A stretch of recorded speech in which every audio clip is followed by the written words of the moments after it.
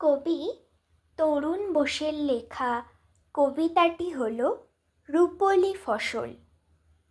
ইলিশের কথা শুনে জিভে আসে জল, আদরের নাম তার রূপলি ফসল।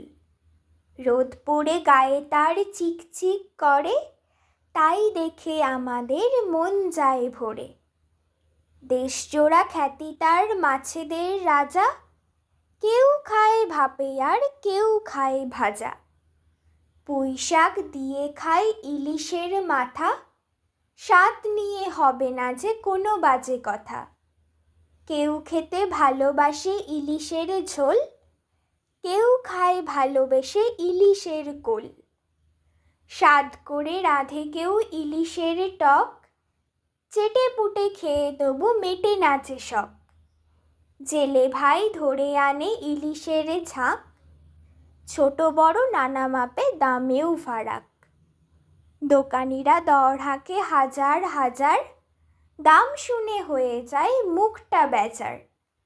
ছোট হলে দাম কম, বড় হলে বেশি, ছোট বড় যাই হোক খেয়ে হই খুশি। ছোট মাছ ধরা হলে জেলে যেতে হবে, ছোট সব ধরে নিলে বড় নাহি পাবে। ইলিশের কথা আমি করিলাম শেষ, ইলিশটা খাও যারা বলো বেশ বেশ।